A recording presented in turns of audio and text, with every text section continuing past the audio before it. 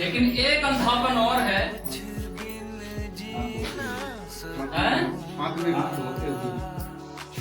वो किस चीज का अंधापन है? आंखों का अंधापन है, किस चीज का है? Spiritual blindness. Spiritual blindness. परमेश्वर का वचन बताता है, दूसरा कुरिन्थियों जब 4 अध्याय उसकी 4 आयत को पढ़ते हैं तो वहां लिखा हुआ है कि संसार के ईश्वर ने उनकी बुद्धि को क्या किया है? अंधा कर दिया है। तो किस चीज का अंधापन है? बुद्धि का अंधापन। किस चीज का? बुद्धि का। थोड़ा पढ़ दीजिए दूसरा कुरिन्थियों 4 अध्याय की 4 आयत। और उन अविश्वासियों के लिए जिनकी बुद्धि इस संसार के ईश्वर ने अंधी कर दी है, क्योंकि संसार के ईश्वर ने आंखों को क्या किया है? अंधा कर दिया है, बुद्धि को अंधा कर दिया है। जो बुद्धि की आंखें हैं उनको अंधा कर दिया है। और ये शुरुआत में ही कर दिया था संसार के ईश्वर ने, और वो शुरुआत से ही ऐसा ही प्रक्रिया चली आ रही है। जितनों की आंखें खुलती जा रही हैं, बुद्धि की आंखें, उनको रोशनी प्राप्त होती जा रही है। संसार के ईश्वर ने आज से बहुत समय पहले जब संसार की रचना की थी परमेश्वर ने, तो आदम और हव्वा की बुद्धि की जो आंखें थी उसको वहीं अंधा कर दिया था। वहीं अंधा कर दिया था। कैसे अंधा किया था?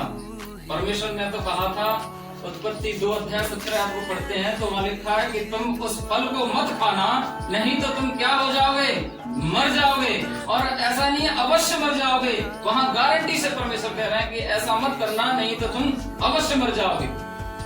और दूसरी तरफ हम उत्पत्ति 3 अध्याय और जब उसकी 4 आयत को पढ़ते हैं तो वहां पर शैतान कहता है स्त्री से कि तुम निश्चय ना मरोगे।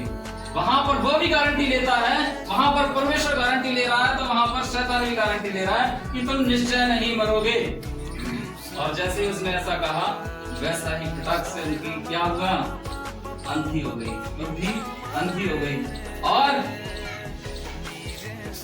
और क्या हुआ? उन्होंने फल खा लिया। और कि उससे पहले जब वो अंधे नहीं हुए थे, उससे पहले उनके पास में वो रोशनी थी, शून्यपन की रोशनी थी। उत्पत्ति 2:25 में लिखा हुआ है कि वो नंगे थे, लेकिन फिर भी वो लजाते नहीं थे। वो नंगे थे, शरीर में कपड़े नहीं थे उनके, लेकिन फिर भी वो लजाते नहीं थे, उन्हें शर्म नहीं लगती थी। आज हमारे तन पे कपड़े नहीं होंगे तो हमें शर्म लगने लगेगी, है ना? अरे मैं तो नंगा हो गया। लेकिन वहां पर वो नंगे थे, फिर भी उनको शर्म नहीं लगती है। आज हम लजाते हैं, आज हम शर्मिंदगी महसूस करते हैं। परमेश्वर की आराधना में भी बैठ के, परमेश्वर के हम कहीं पे भी संगति चल रही है, वहां बैठ के हम शर्मिंदा होते हैं। कह दिया जाता है कि थोड़ा गीत तेज गाओ, तालियां बजाओ। शर्म लग रही है, कहीं मैं बेकार ताली तो नहीं बजाऊंगा, कहीं मैं बेकार तो नहीं गाऊंगा, कहीं मैं म्यूजिक बेकार तो नहीं बजाऊंगा। शून्य होना एक प्रश्न है जो कि परमेश्वर ने आदम से कहा था।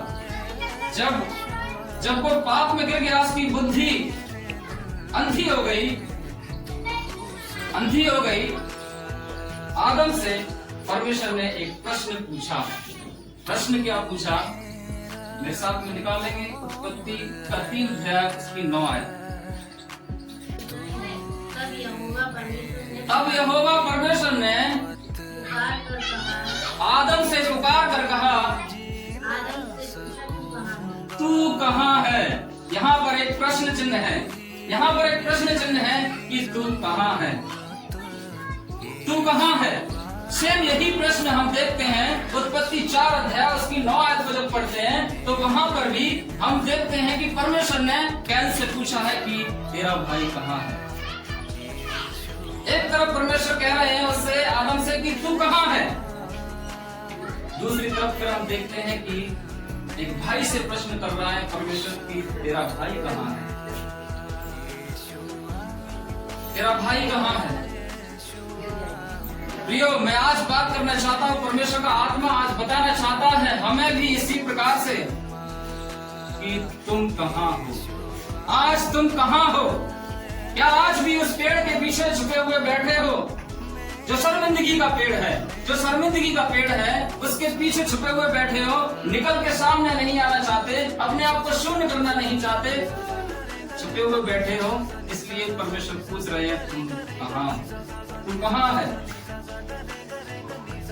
फिर उसके बाद में जब हमें रोशनी मिल जाती है, परमेश्वर हमसे ये पूछता है कि अब तेरा भाई कहाँ है? हालेलुया। कि अब तेरा भाई कहाँ है? कहीं वो भी तो अंधकार में नहीं जी रहा है, कहीं उसकी भी तो बुद्धि अंधी नहीं है, कहीं तेरी बहन की बुद्धि अंधी तो नहीं है, कहीं तेरी माता, तेरे पिता, कहीं तेरे जो परिवारी जन है, मित्रगण है, उनकी बुद्धि तो अंधी नहीं है। उनकी बुद्धि को जाके खोल दे। कहाँ है तेरा भाई? कहाँ है? तू कहाँ है? किस स्टेज पर है? क्या अभी तक तू छुपा बैठा है? आदम कहता है कि मैं तेरा शब्द सुनकर डर गया और पेड़ के पीछे छिपा हुआ बैठा। छिपे हुए बैठे हैं, आज हम भी छिपे हुए बैठे हैं। परमेश्वर की आराधना, परमेश्वर से हम अपना रिश्ता यहाँ से नहीं बनाना चाहते हैं, दिल से। जो अंदर जो दिल परमेश्वर ने धड़कन डाली है, सब कुछ इसमें डाला है। उत्पत्ति 2:7 पढ़ते हैं कि परमेश्वर ने सब कुछ अपना फूंक दिया, सब कुछ फूंक दिया। आज परमेश्वर हमसे कह रहे हैं कि तू कहाँ है? सोचिए, विचार कीजिए, अपने बाहर के जीवन को विचार कीजिए। घर में आज अभी जब घर से आप आए हैं, उस घर में आप रह रहे हैं, वहां पर आप कहाँ हैं? कहाँ हैं? आज प्रश्न हम सबकी जीवन के लिए परमेश्वर का आया है कि तू कहाँ है? सोचना है, विचार करना है। यहाँ से जाने के बाद हमें ये सोचना है, विचार करना है कि मैं वास्तविकता में कहाँ हूँ। 10 सालों से, 15 सालों से, 20 सालों से, 25 सालों से ये कहते कहते आ रहा हूँ कि मैं तो बहुत समय से मसीहत में हूँ, मैं तो बहुत समय से प्रभु में विश्वास करता हूँ, ये है, वो है, बनाना है। लेकिन फिर भी परमेश्वर का वचन कह रहा है कि तू कहाँ है?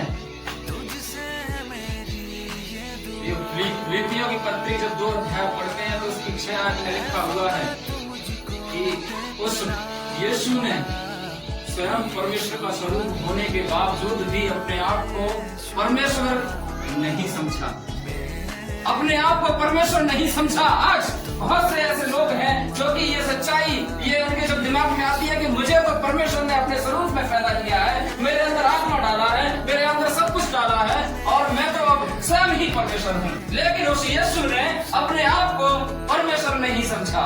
फिलिप्पियों 2 अध्याय की 6 आयत आप पढ़ सकते हैं, एक रियल सच्चाई है वहां पे।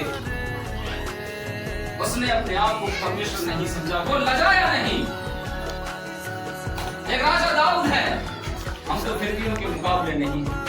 एक राजा दाऊद है, जितने भी राजा पहले समय में हुए बाइबल के अंदर पाते हैं हम कि वो राजा भी परमेश्वर के सामने नतमस्तक हो गए, अपने आप को शून्य कर दिया, शून्य कर दिया। दानियल को देखिए, दिन में 3 बार प्रार्थना किया करता था, 3 बार प्रार्थना किया करता था और वही प्रार्थना जो उसकी थी, जो पावरफुल प्रार्थना परमेश्वर से होती थी, जो उसका दिल से संबंध परमेश्वर से होता था, उसी प्रार्थना की वजह से परमेश्वर ने उसको सींगों की मान में से छुटकारा। हालेलुया। वही प्रार्थना आज हम कितनी प्रार्थना करते हैं, आज हमारा कितना परमेश्वर के साथ में रिश्ता है। आज विचार करना है कि मैं कहाँ हूँ।